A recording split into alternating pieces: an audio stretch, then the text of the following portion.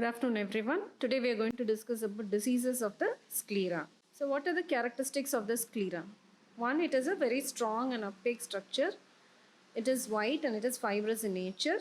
It comprises 5 by 6 of the external tunic of the eyeball. That is the outer coat of the eyeball. The outer coat of the eyeball is formed by the cornea and the sclera, cornea contributing to 1 by 6 and sclera contributing to 5 by 6 posteriorly. Right?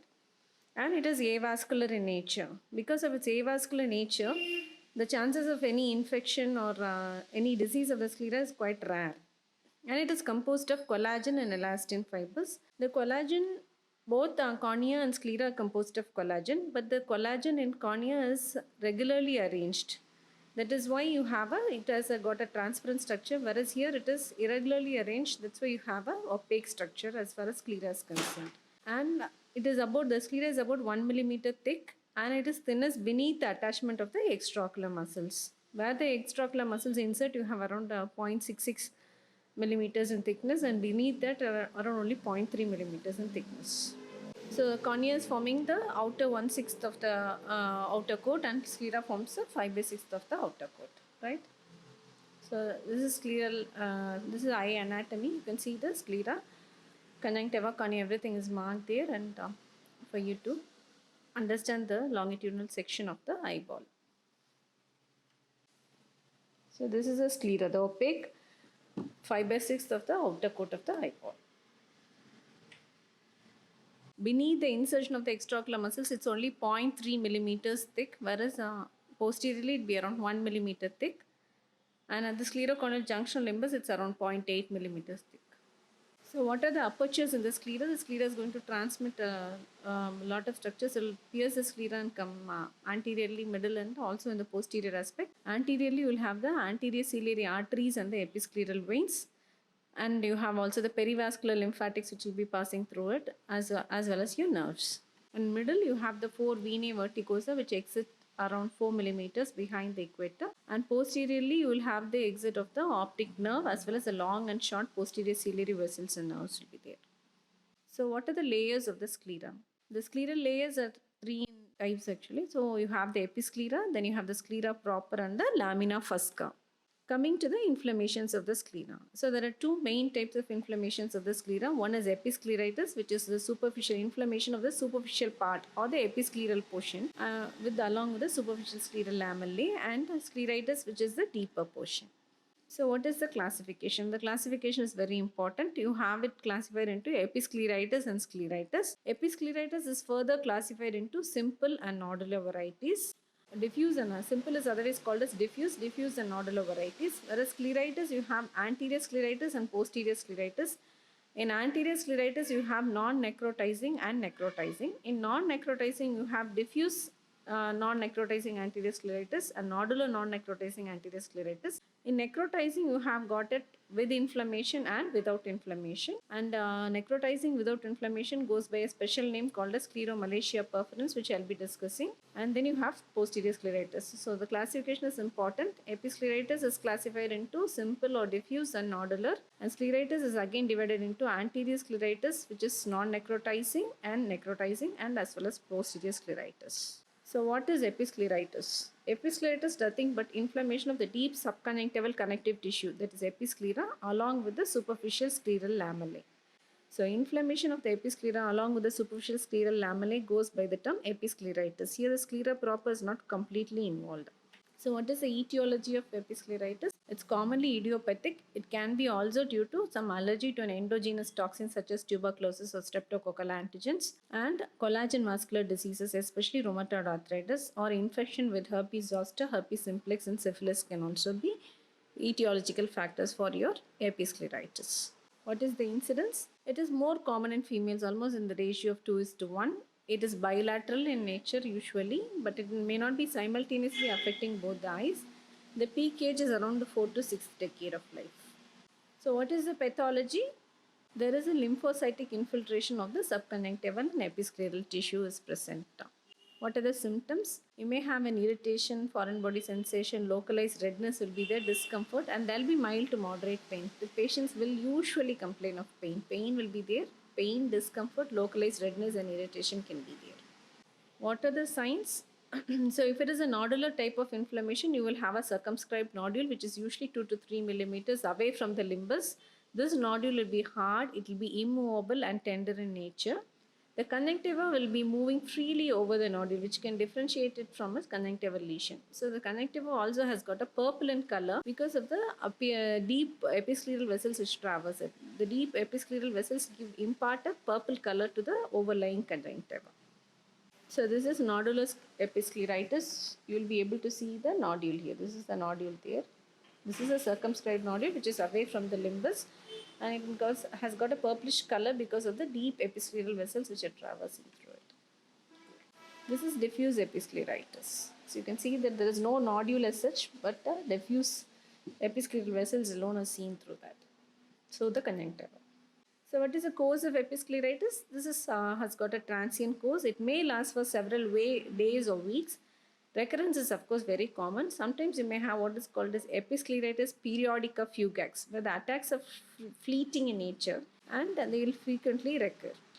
And it's usually has got a chronic course but never ulcerates. So it is transient, may last for several days or weeks. Recurrence is very, very common, and in episcleritis periodica fugax, you have fleeting attacks which last for a very few, for a very small amount of time, but which will frequently recur.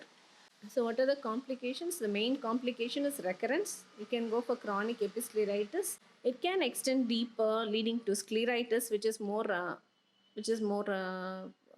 severe inflammation kind of thing. Then you can go for sclerokeratitis. There may be an adherence of the conjunctiva of the sclera, forming a slate gray scar can be formed. Then you may have severe neuralgia or associated uveitis.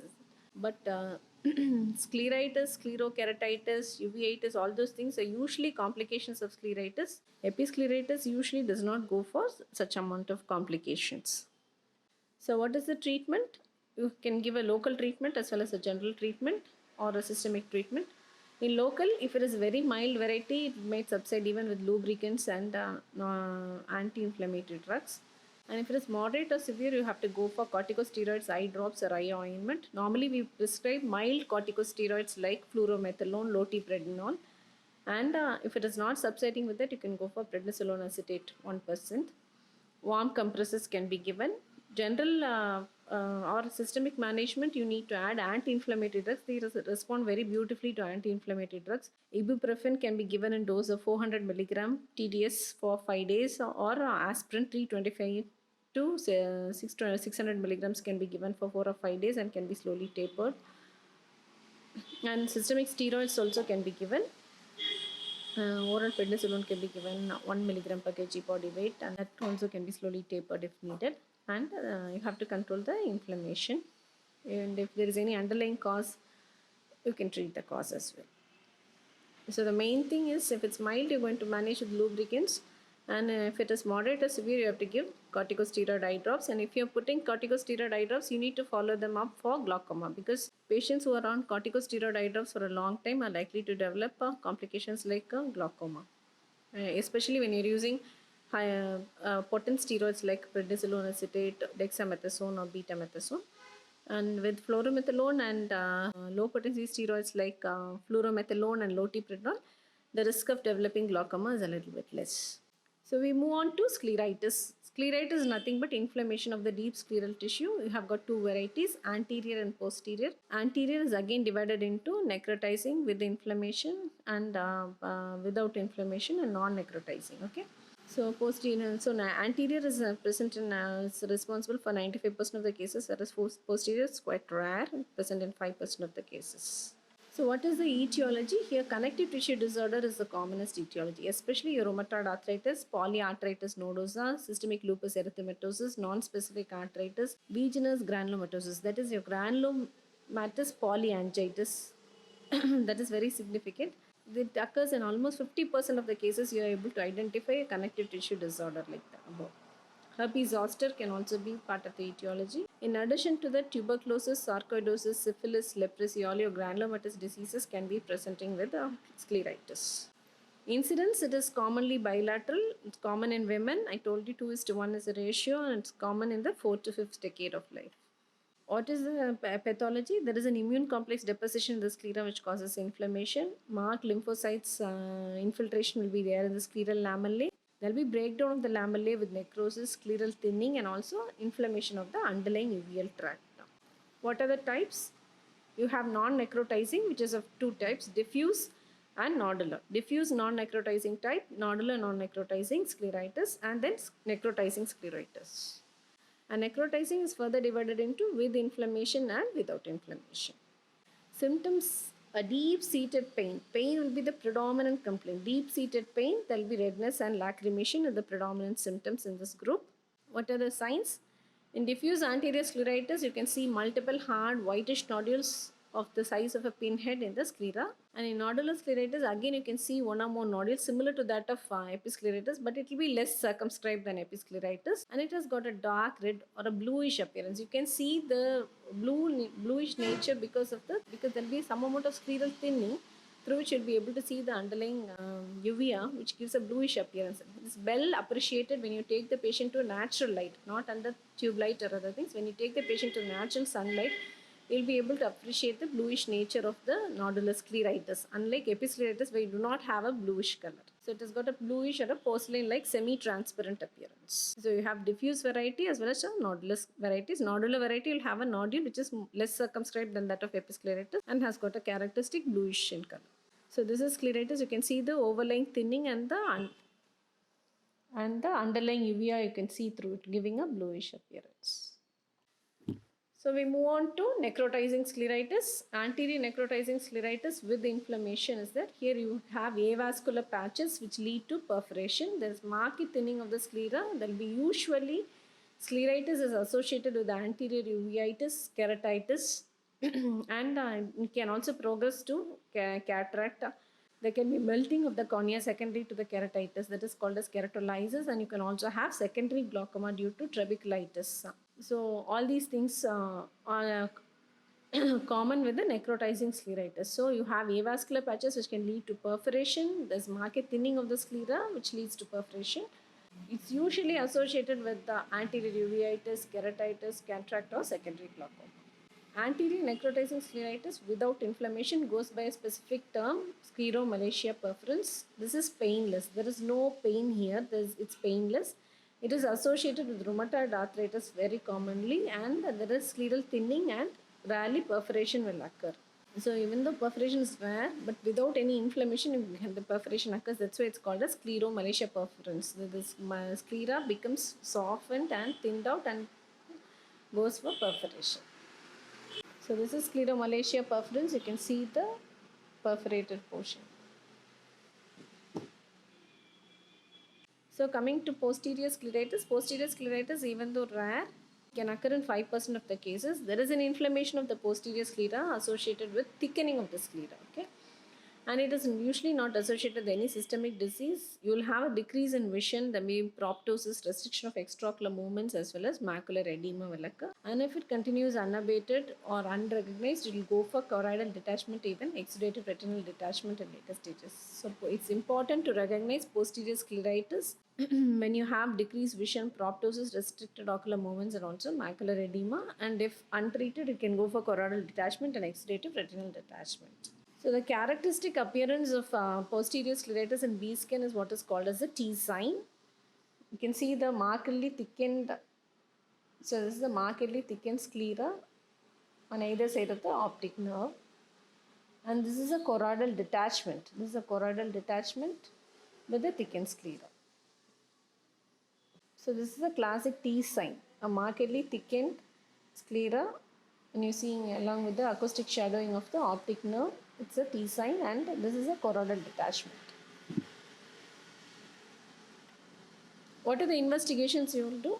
You have to do a complete hemogram, TCDC, ESR, rheumatoid factor to rule out rheumatoid arthritis, Mantoux test to rule out tuberculosis, anti-nuclear antibodies to pick up SLE, anti-neutrophil cytoplasmic antibody for your pan-vigorous granulomatosis, venereal disease laboratory test and research laboratory test, and fluorescent treponemal antibody absorption test, and that is TPI, treponemal pallidum immobilization test for picking up syphilis, uric acid for gout, X-ray chest, hand, feet, and lumbosacral spine to pick up ankylosing spondylitis. These are some of the investigations which you'll have to do in a patient with the scleritis.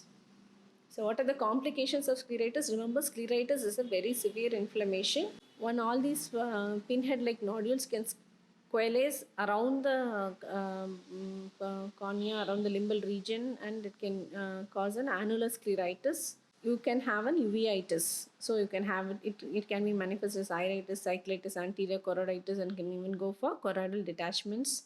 And keratitis, you can have a diffuse stromal keratitis, a sclerosing stromal keratitis, deep keratitis, keratolysis, anything is possible. And secondary glaucoma can occur because of uveitis as well as trabeculitis. So remember the complications of scleritis, uveitis, keratitis, and secondary glaucoma because of trabeculitis. You can also have a ciliary staphyloma because of scleral thinning. Staphyloma is nothing but an ectatic cicatrix of either the cornea or the sclera with incarceration of the uveal tissue. And you can have scleromalacia perforans where there is a perforation of the sclera, or you can have a massive granuloma of the sclera. The massive granuloma of the sclera can mimic something like an orbital or an intraocular tumor. So you can have a massive granuloma of the sclera as well. So you can have staphyloma, you can have a perforation as well as a massive granuloma of the sclera. So treatment mainly systemic corticosteroids are the mainstay of therapy. Local corticosteroids are usually ineffective. Compare it with episcleritis where your local corticosteroids are going to be effective. Here it's mostly ineffective. You have to go for systemic corticosteroids, and subconjunctival injections of steroids are contraindicated here for fear of perforation. Analgesics and anti-inflammatory drugs have got a very good role in this. And if there is an infective cause, say there is leprosy or tuberculosis, then you need to treat that cause. Lyme disease also sometimes can be associated. And immunosuppressive drugs like azathioprine, all those things can be used. And surgical therapy. So if you have a scleral perforation, in spite of your treatment, you can do a scleral patch graft, wherein you're reinforcing the sclera and preventing further worsening of the symptoms. So that's it. So remember, episcleritis and scleritis are the two varieties that we have discussed today. Episcleritis is a less severe form of it. Okay, so there is inflammation of the episclera. In scleritis, it is inflammation of the sclera. Episcleritis also presents with pain, but it's not that very severe. Whereas scleritis pain will be deep, boring, severe pain will be there. You can have nodular and diffuse varieties in episcleritis. Here you have non-necrotizing and necrotizing varieties. In non-necrotizing, you can have diffuse and nodular varieties. And when you look at the sclera shows some signs of thinning, so it will have a bluish appearance in scleritis, which is very important for you to pick up. You can also go for perforation without any inflammation occurring in the eye as well. So it's scleromalacia perforans, which is there in scleritis. And episcleritis is usually not associated with complications such as uveitis, keratitis, or secondary glaucoma, whereas scleritis is commonly associated with complications such as uveitis, keratitis, trabeculitis leading to secondary glaucoma, choroidal detachments, and even exudative retinal detachment can occur if it is a case of a posterior scleritis. And treatment is local steroids, lubricants, local steroids, especially milder, less potent ones, and anti-analgesic and anti-inflammatory drugs in case of episcleritis. Whereas here you have to put the patient on systemic corticosteroids and give immunosuppressants and NSAIDs if needed. And if it goes for perforation, of course, you have to do a scleral patch graft wherein you reinforce the sclera or strengthen the sclera. Thank you.